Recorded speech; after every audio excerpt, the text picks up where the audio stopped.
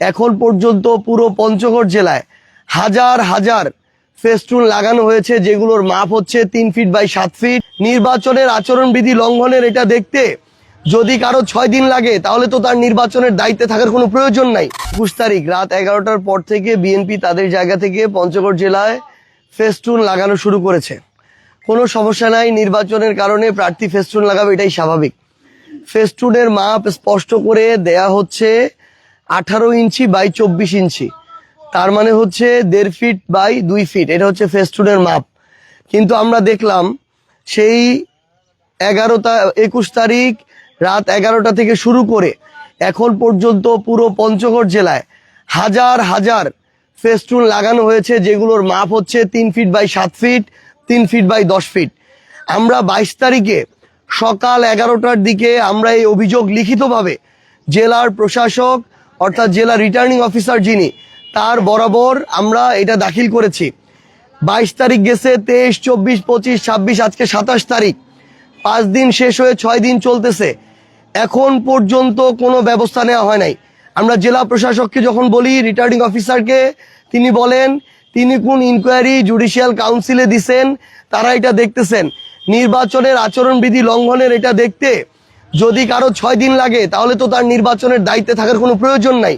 কারণ এরকম যদি হয় তাহলে ভোট চুরি হয়ে বাংলাদেশে আরেকটা ভোট চোর এমপি হয়ে যাবে, কিন্তু এটার কোনো সিদ্ধান্ত হবে না। আমরা এখন এই বাজারে আছি, আপনারা যদি দেখেন এই বাজারের পিছনেও এখানে এরকম একটা লাগানো আছে। প্রত্যেকটা বাজারে মিনিমাম 10 থেকে 15টা করে পুরা পঞ্চগড় এক আসনে হাজার হাজার লাগানো আছে। এটা আজকে থেকে 3 দিন আগে জেলা রিটার্নিং অফিসার একটা নোটিশ জারি করছিল, যে নোটিশে বলা হয়েছিল যে সম্ভবত এটা 25 তারিখে দুপুর 2টার মধ্যে সকল কিছু অপসারণ করতে হবে। 24 তারিখে দুপুর 2টার মধ্যে সবকিছু অপসারণ করতে হবে, তারা একটা অপসারণ করে নাই। আজকে 27 তারিখ আসছে, তাহলে এই রিটার্নিং অফিসার সহ প্রশাসনে যারা আছেন, আপনারা কি বিএনপিকে নির্দেশনা দিতে ভয় পান, নাকি আপনার নির্দেশনা তারা যদি না মানে তাহলে তাদের বিরুদ্ধে ব্যবস্থা নিতে ভয় পান? আপনারা যদি ভয় পান তাহলে দায়িত্ব ছেড়ে দেন, কারণ 24 পরবর্তী বাংলাদেশে ছেলেমেয়েরা জীবন দিল, রক্ত দিল, ওই কোনো কালপ্রিটকে, ক্ষমতার অপব্যবহারকারীকে, পেশি শক্তির অপব্যবহারকারীকে ভয় পাওয়ার জন্য দেয় নাই জীবন।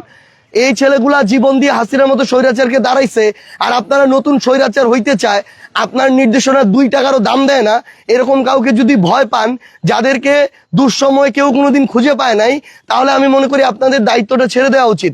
আমরা স্পষ্ট করে আপনাদেরকে বলে দিতেছি, আপনারা যদি এই পুরো প্রত্যেকটা বাজার, ইভেন সার্কিট হাউসের সামনে, জেলা প্রশাসকের সার্কিট হাউসের সামনে এখন পর্যন্ত এই ধরনের ফেস্টুনগুলো আছে।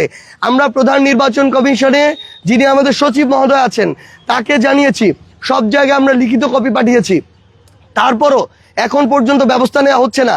তার মানে কি আমরা এখন নতুন করে আমাদের জায়গা থেকে শুরু করব যে আমরা কোনো কিছু মানবো না, ব্যবস্থা নিতে 7 দিন 10 দিন যাবে, নির্বাচন পার হয়ে যাবে, আমরা আমাদের মতো কাজ করব? তাহলে আমাদের এখন এই কাজ শুরু করতে হবে। কিন্তু আমরা আইনের প্রতি শ্রদ্ধাশীল থাকতে চাই, নির্বাচনের আচরণবিধির প্রতি শ্রদ্ধাশীল থাকতে চাই, এবং সেটাতে শ্রদ্ধাশীল থেকে আমরা আমাদের কাজগুলো চালিয়ে যেতে চাই। প্রবাসীদের জন্য নির্মাণ হচ্ছে দেশের প্রথম স্মার্ট সিটি, যেখানে থাকছে স্কুল, মসজিদ, হাসপাতাল, সুইমিং পুল, হেলিপ্যাড, পাঠাগার, জিম, সুপারমার্কেট, শিশু পার্ক সহ সকল নাগরিক সুবিধা। মাত্র 30 লাখ টাকা বিনিয়োগে মিলছে আকর্ষণীয় ফ্ল্যাট। প্লাটিনাম ইনভেস্টরদের জন্য ঢাকা বিমানবন্দরে ভিআইপি প্রোটোকল সুবিধা। বিস্তারিত জানতে যোগাযোগ করুন স্ক্রিনে দেয়া হোয়াটসঅ্যাপ অথবা ইমো নাম্বারে।